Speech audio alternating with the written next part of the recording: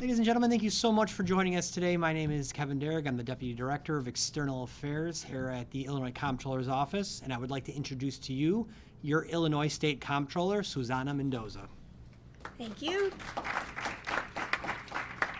Thank you. Good morning. Thanks, Kevin. Wonderful to have you all here today. It's wonderful to be here as well. And of course, thank you for braving the cold. Oh my goodness. I hear this is the last day of it though, right? Is that what you guys have heard? I hope there's a consensus here that it's going to get nicer. It does feel like we're in Siberia these days. Excuse me. But as you know, we are here today to celebrate Black History Month, recognizing the many contributions to our communities, state, and our country. Now, each February, we look at the impact that Black Americans have made as inventors, educators, activists, church leaders, scientists, and so much more, all while facing the very real struggle of inequality, racism, and injustice. That's why it's so important to honor those who are currently fighting for our communities, dedicating their lives to teaching our kids, and opening new businesses. Today, we are thrilled to honor 4 trailblazers who exemplify persistence, advocacy, success, and dedication, and celebrate Black History Month with you and your families. I'd like to tell you a little bit about each of our honorees and then have them come up to get their certificates, take a photo, and lastly, they'll be saying a few words.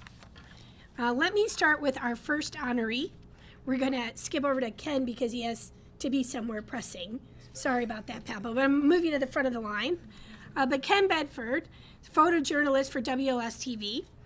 Kenny began his remarkable career at WLS-TV in October of 1972. Now, Kenny, that's like a very important year to me because that's my birth year. Yes. It's a great year, 1972.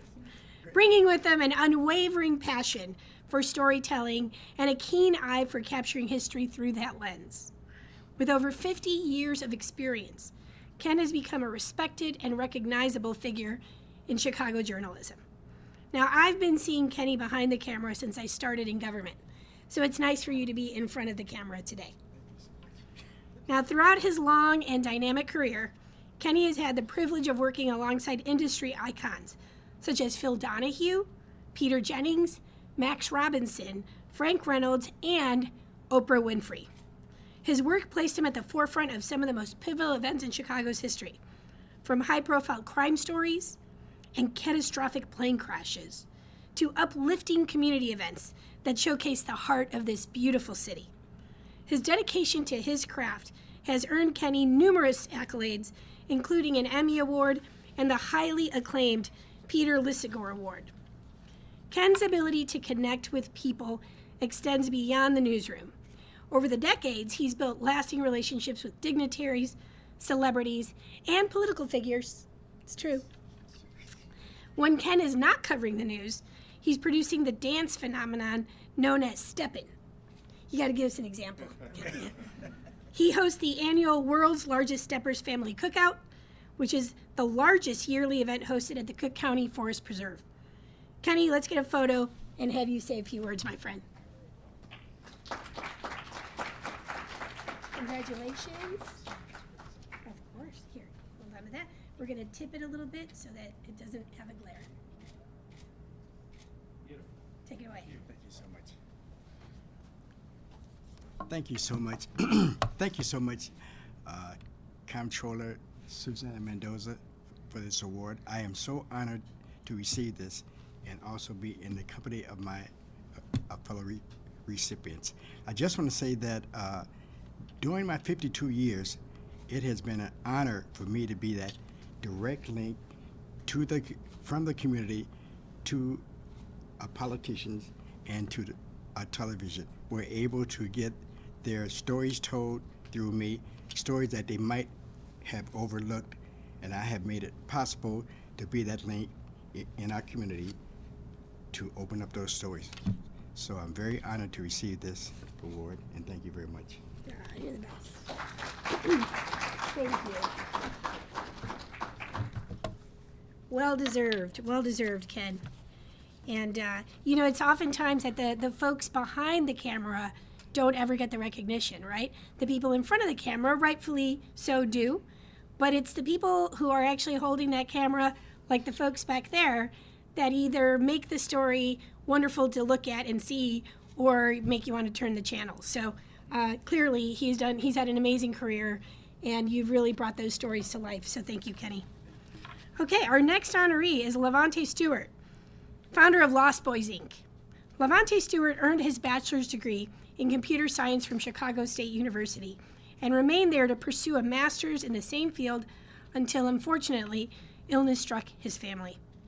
After college, Levante started working closely with troubled youth through baseball and founded Lost Boys, Inc., an award-winning, youth-serving, not-for-profit organization. Lost Boys combines sports with tutoring and lessons in life skills to help boys and girls from disadvantaged neighborhoods gain confidence. That's so important. The kids improve their physical and mental health, as well as their interpersonal skills through the program. Levante currently serves as the executive director of Lost Boys. While working on his master's degree, Levante worked for the Black United Fund of Illinois, specializing in gang intervention and violence prevention. During his tenure, he authored the Safe Passage program that is now used by Chicago Public Schools.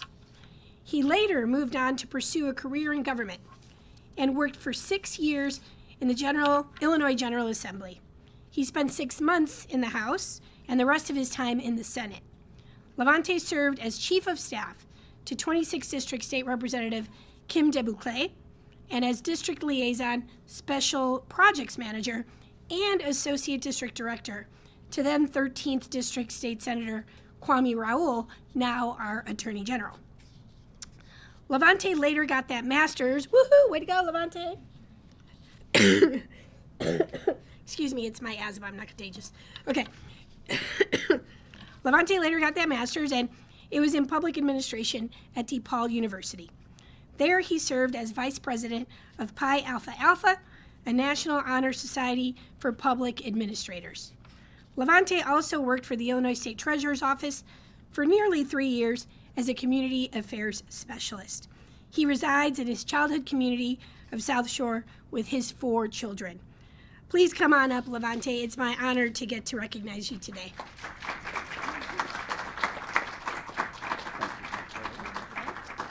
Here, you know what? I'm going to take that name tag off you. Okay. Put it right here, and I'll put it back. And here, let's tilt it a little down. Yeah. Thank you. Excellent, please. All right. Good morning, all. First, thank you to our amazing comptroller, My pleasure. who I am, no secret, I'm a huge fan of. I've watched Susanna for years do great work for our city, our state. So thank you for your service, for your commitment to all of our communities and the constant work that we do.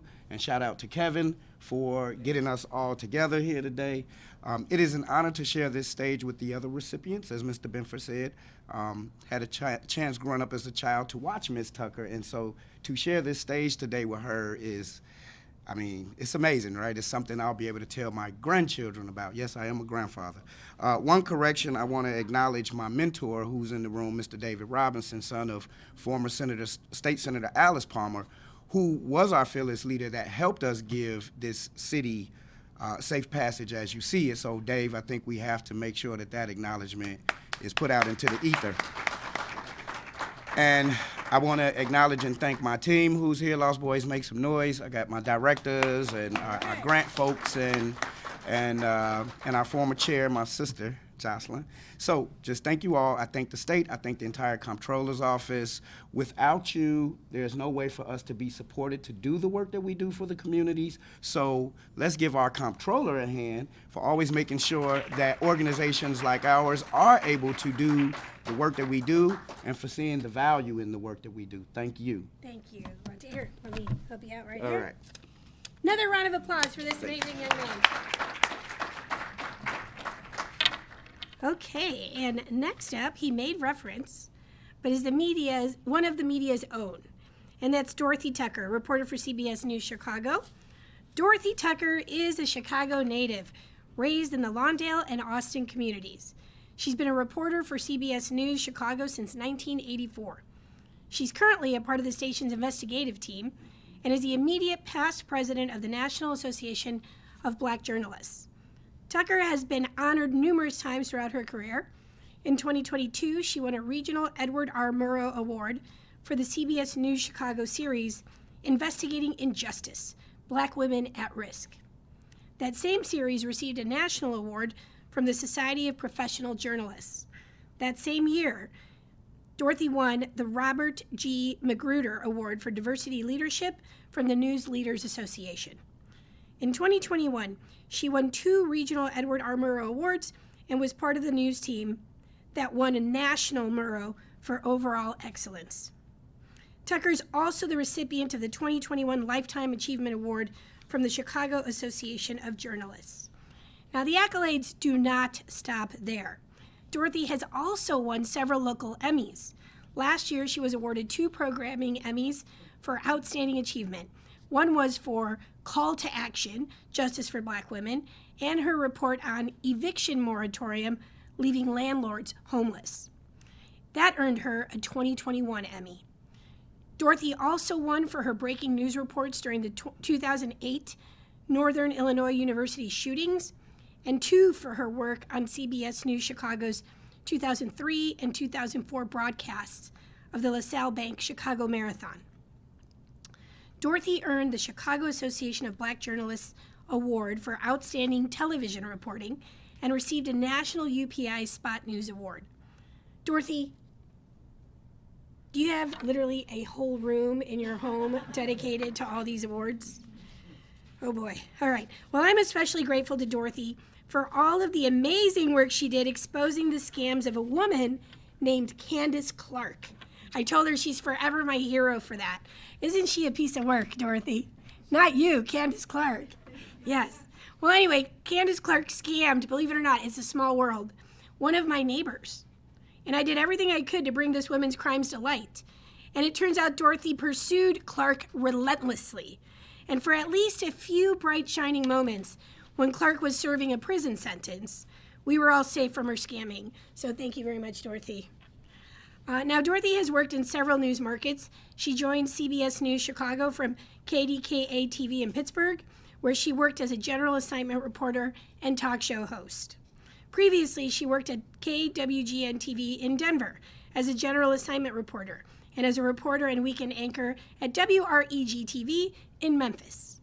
Dorothy began her broadcasting career in Peoria at WMBD TV and was an intern at CBS News Chicago in 1977.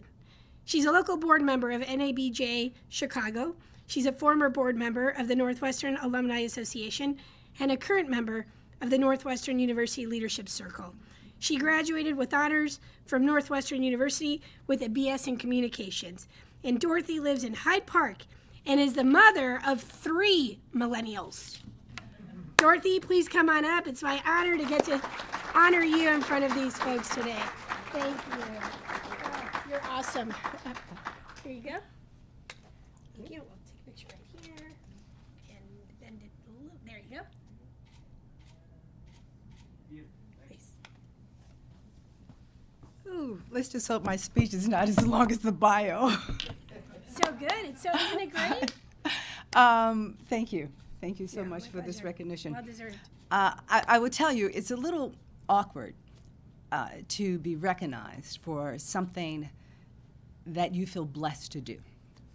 I have the best job in the world. I get the opportunity to learn something every day, to learn a new word, to learn a new phrase, to learn something about the city, about the suburbs, to meet somebody.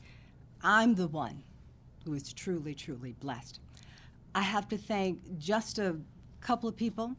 It starts with the west side of Chicago and a teacher by the name of Dagny Blowlin, who was not much older than I was, but she saw something, and she told me that I should apply for a program that Chicago Public Schools was offering called An Introduction to Radio. So for my junior year, my senior year, I had an opportunity to be one of just a handful of students chosen from throughout the city to take part in this class. It introduced us, it introduced me to theater, to television stations that were around the city, to radio stations that were around the city. It opened up a whole new world for this girl from the west side of Chicago. I loved it, and I knew then at the age of 16 that I wanted to tell stories.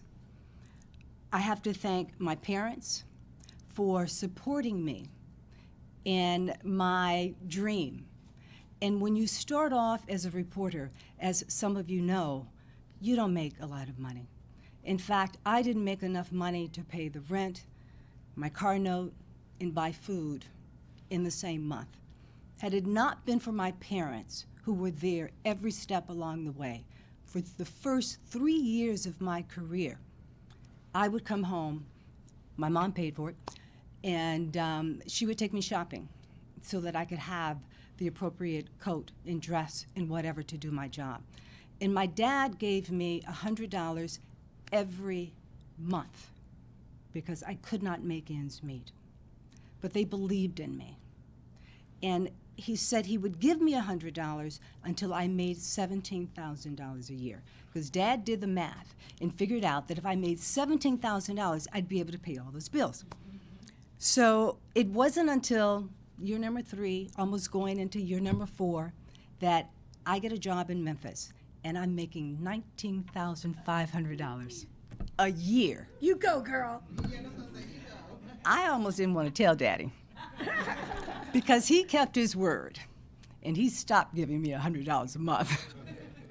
But it is because of them that I was able to continue to do this job, because so many young journalists have to quit because they can't afford to pay. Finally, I have to thank the people who trusted me. I wanted to tell stories, and I want to say thank you to those who allowed me to sit in their homes, who shared their pain, who shared their trauma, who just opened up and gave me the opportunity to tell their stories. Sometimes gave me the opportunity to help them out with something, to right a wrong. And I want to especially thank those who, as you heard that I have 3 children, who fed me when I would visit their homes when I was pregnant, because I was hungry most of the time.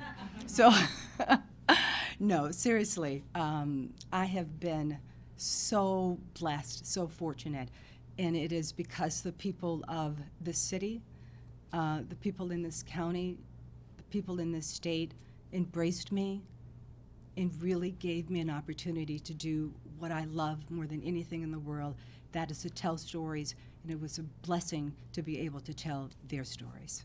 Thank you.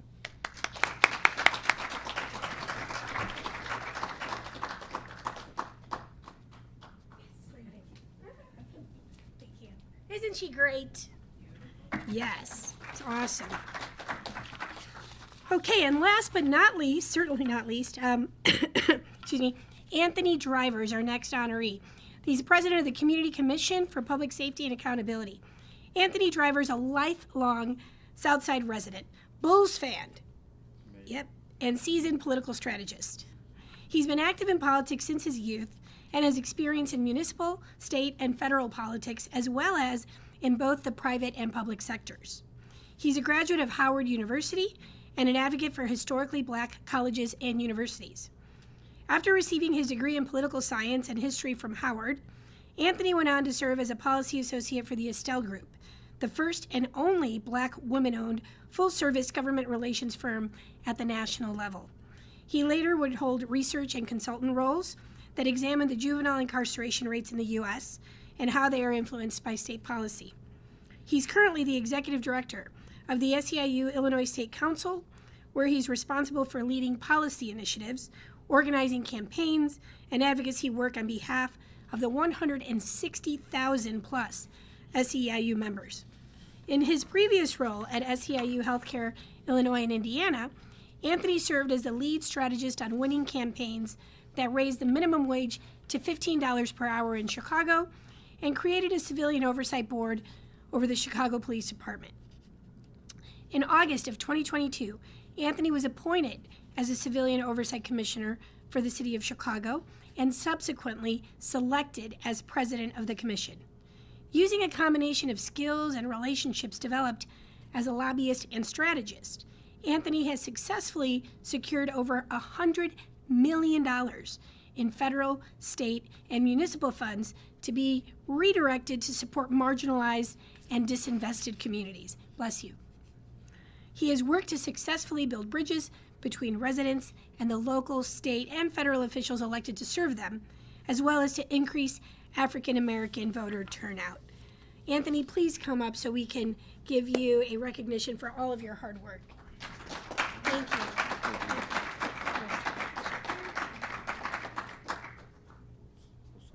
You got it? Here, does it? Oh, wait. Make sure your suit looks perfect. There you go. Okay, there you go. So I'd first like to just say thank you to our amazing comptroller. She is a person who I have a ton of respect for and is a great friend of our union at SEIU. As she mentioned, we represent 160,000 frontline workers, folks who were really essential during the pandemic, folks who have been through a lot. Our union and healthcare union specifically was actually founded by 4 black women who were home care workers who made $1 an hour for a very long time. And in her role as comptroller, she has worked really hard to ensure that our members across the state were paid during a pandemic, were paid during a time when we had a person who didn't think they should make as much as they do now, who really do essential work. And it was illuminated during the pandemic when those were the folks who had to take care of our elderly. They were the folks who were in the nursing homes.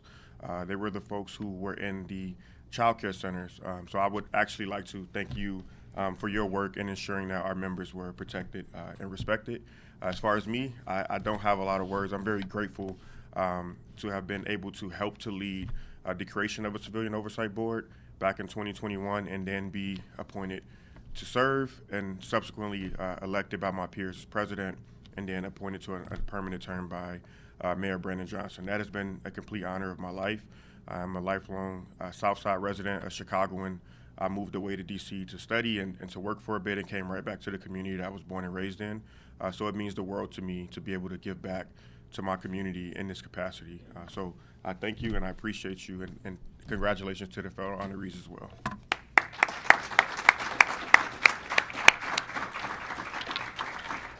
Thank you so much, Anthony. And to wrap things up, let me just say that while Black History Month is a time to celebrate the success and contributions of Black Americans, it's also a time to reflect on what more needs to be done to achieve equality and recognition.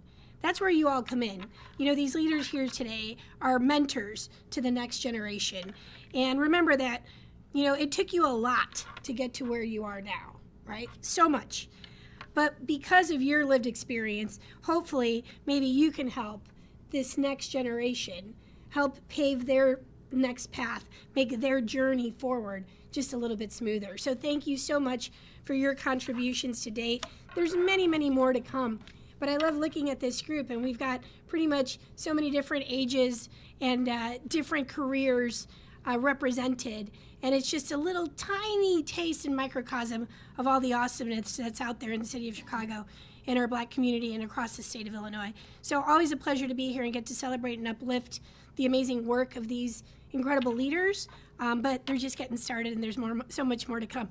Thank you, and I would invite you all to stick around and enjoy some awesome snacks from a local Black-owned business. Not sure if you've ever been there, but if you haven't, make sure you go. And that's Ethiopian Diamond Restaurant and Bar. Good stuff. All right, so stick around. And for the members of the press, if you want to interview any of our recipients, please feel forward. Does anybody have any questions for me, on or off topic? Doesn't matter, whatever. 3, 2, 1. All right, awesome. Now, great. Excellent.